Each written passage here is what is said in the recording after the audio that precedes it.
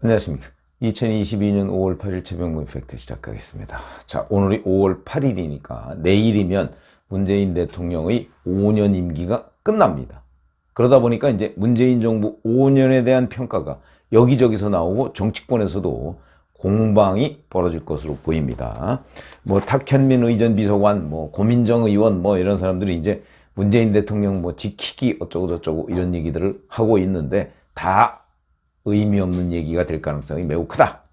그런 것이고요. 그 다음에 뭐 검수완박 민주당이 밀어붙인 것, 이것도 결국 문재인 청와대를 지키기 위한 것이다. 뭐 이런 논란이 있는데, 글쎄요.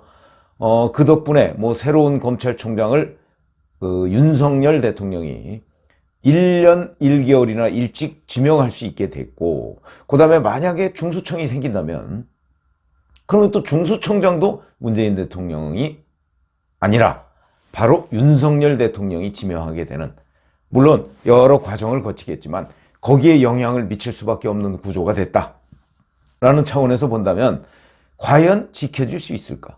지금 뭐 이제 임기 하루밖에 안 남은 문재인 대통령의 5월 8일 어떤 심정일까? 그런데 그 중에서도 아주 상징적인 게 바로 공수처다, 이런 얘기입니다. 잘 아시지만 뭐 검찰개혁 뭐 이런 걸 핑계로 그런 미명 아래 공수처를 출범을 시켰는데, 작년 1월 21일에 정식 출범했고요. 뭐 검찰을 견제하겠다 뭐 이렇게 얘기하고, 문재인 대통령 그 정부의 기반이 된 뭐 참여연대라는 시민단체가 있죠. 거기서 평가하기는 올해 1월 달에 검찰을 견제한 건 어느 정도 뭐 성공했다 뭐 이렇게 얘기를 하지만, 검찰 견제가 되려면 검찰과 비슷한 정도의 수사 실력을 갖춰야 되는데 그게 너무나 일찍 드러나 버렸습니다.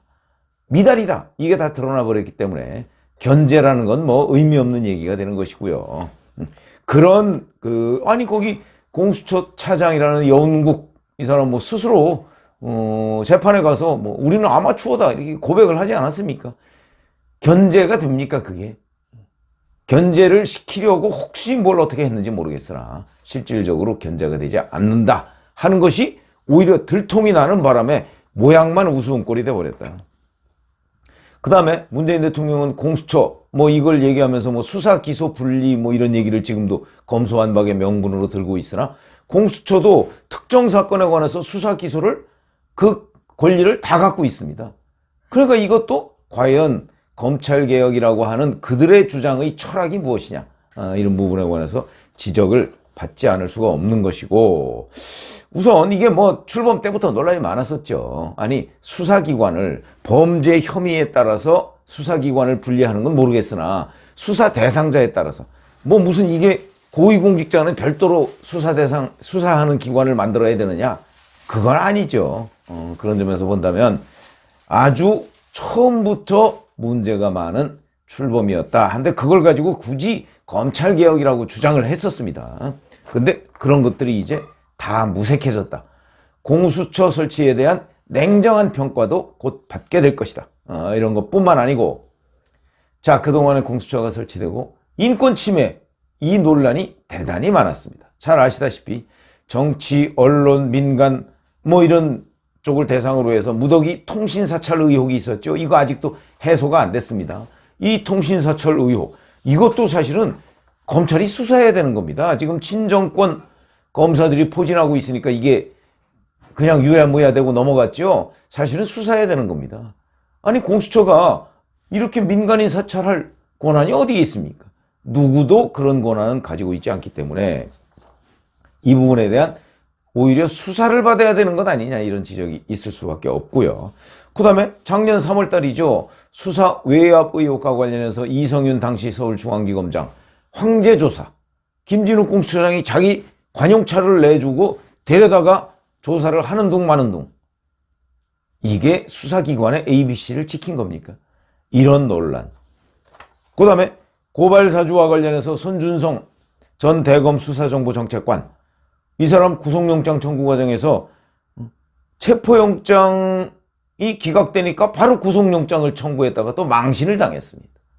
자, 이런 정도가, 이게 결국 무슨 얘기냐면 제대로 수사 역량은 보여주지 않고 무리하게 인신구속을 시도했다. 이거 인권 침해죠.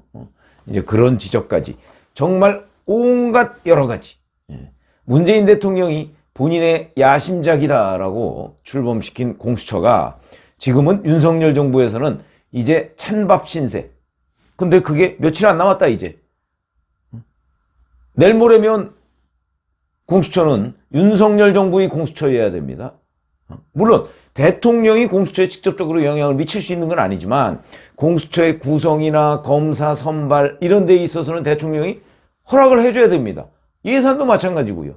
그런 점에서 공수처는 문재인 정부에서 문재인 대통령이 각광을 받을 수 있도록 여러 가지 지원을 해줬음에도 불구하고 본인들의 능력이 뒤따라주지 못해서 문재인 대통령의 기대를 무참히 어찌 보면 기대와 어긋난 그런 기관이 돼버리고 말았다. 근데 여기에 정말 결정적인 패착이 있죠. 이게 바로 이제 결국 문재인 대통령의 기대에 부응하기 위해서 공수처가 오버했던 것 아니냐. 내지는 공수처의 중립성에 근본적인 의문이 제기될 수밖에 없는 사건이 바로 윤석열 후보에 대한 수사입니다. 저도 뭐 하도 많아서 그 수사를 제대로 세지도 못했습니다만은 어떤 언론 매체를 보니까 이렇게 돼 있더라고요. 윤석열 지금 당선인 이제 내일 모레 대통령인데 이 사람이 정치권 진입 과정에서 공수처가 입건한 게 무려 8건입니다. 무려 8건을 입건을 했습니다. 어마어마하게 많죠. 자, 한명숙 전 국무총리 모해 우의증 교사 사건 수사방해. 그 다음에 이것도 또 고발사주가 있습니다. 그 다음에 옵티머스 부실 수사. 그 다음에 우리가 얘기하는 손준성 검사의 고발사주 의혹 등등 이런 것들이 다 무혐의 처분됐습니다. 수사를 뭐 작년 6월, 7월, 8월, 9월 이때부터 잇따라서 시작을 했는데 전부 다 수사를 해보니까 혐의가 없다 이렇게 된 겁니다. 이게 이 사건을 처음에 입건할 때부터 여러 곳에서 야 그게 과연 입증이 되느냐 그리고 그거 입건하고서 과연 정치적 중립성을 지킬 수가 있느냐 이런 지적을 굉장히 많이 받았는데 그걸 무릅쓰고 김진욱 공수처장이 작년 8월이죠. 정치적 대선에 영향이 미치지 않도록 하겠다 얘기했는데 그때 제가 말씀드렸지만 이걸 수사했다가 대선에 임박해서 무혐의 처분해도 정치적 영향이 있고 만약에 기소를 해도 정치적 영향이 있고 도대체 어떻게 영향이 없도록 하겠다는 것이냐 이런 지적을 했었는데 뭐 그냥 계속해서 대선 때까지 수사하는 것처럼 돼 있습니다. 그리고서 대선이 끝나고서 윤석열 후보가 당선이 되니까 그때부터 하나 둘씩 계속해서 무혐의 처분을 했다.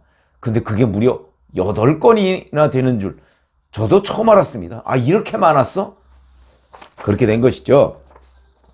자 이제 그중에 7건이 전부 다 쉬운 말로 나가리 됐고 그리고 한 건이 남았습니다. 판사 사찰 의혹.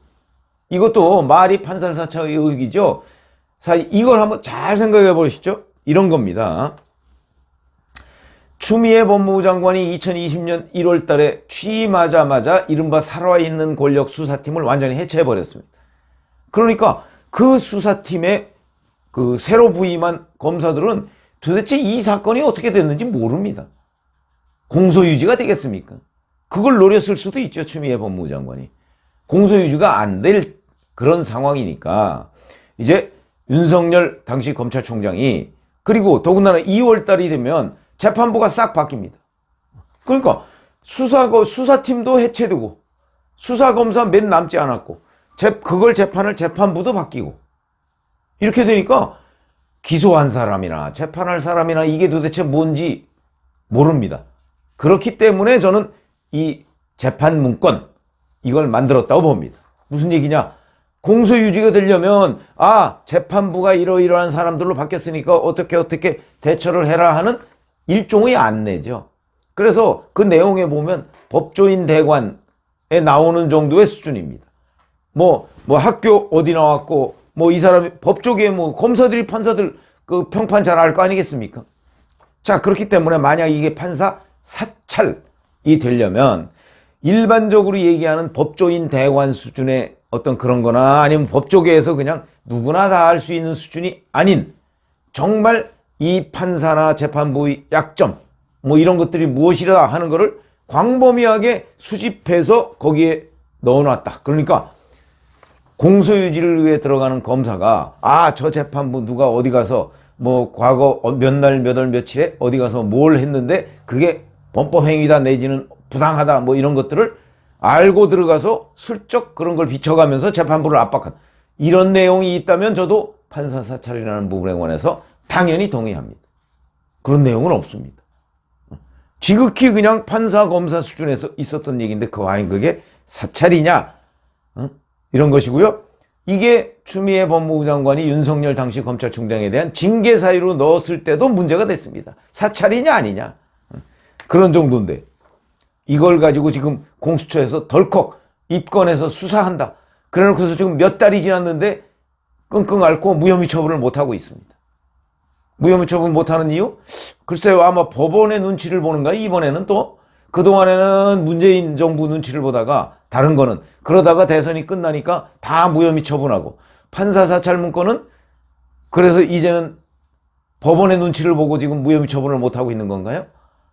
이런 논란이 있고 그 다음에 설령 공수처에서 수사를 계속해서 판사 사찰 문건 관련해서 윤석열 대통령을 기소를 한다 해도 불소추 특권이 있습니다. 기소를 못합니다. 기소 못하면 결국 윤석열 정부 5년 내내 피의자 신분으로 윤석열 대통령을 남겨놔야 되는 것이다. 기소를 못하니까. 이런 것인데 이게 과연 공수처의 합당한 수사기관으로서의 본분이냐 이런 부분에 이제 문제가 될 수밖에 없는 것이고 자 이렇게 보면 결국 적폐청산 수사로 문재인 대통령은 검찰을 앞세워서 이른바 재미 좀 봤습니다. 그렇죠? 문재인 대통령 정부 때 특수부 검사들이 대한민국 역사상 가장 비대했습니다. 왜? 전 정권 수사를 위해서 이명박 정부와 박근혜 정부를 두 개의 정부를 수사하다 보니까 그걸 수사하다 보니까 특수부 검사들이 많이 필요했고 그래서 서울중앙지검 특수부가 가장 비대해졌는데 자 그렇게 이제 다 하고 나니까 이제는 윤석열 중앙지검장 윤석열 검찰총장이 마침 또 그 시점에 조국 전 장관 비리 등이 나오니까 살아있는 권력에 대한 수사를 하니까 이번에는 검찰을 탄압하기 시작했고 그러면서 공수처를 만들어서 출범을 시켰습니다. 밀어붙였던 것이죠. 자, 그랬더니 이번에는 이 공수처가 그런 문재인 대통령의 기대, 글쎄 뭐 거기에 부응하려고 하진 않았겠죠. 그러나 어찌됐든 간에 정치적 중립성을 망각하고 당시 야당 후보였던 윤석열 후보를 중점적으로 수사하기 시작했던 겁니다. 그것도 대부분 고발이 누구한테 이루어졌느냐?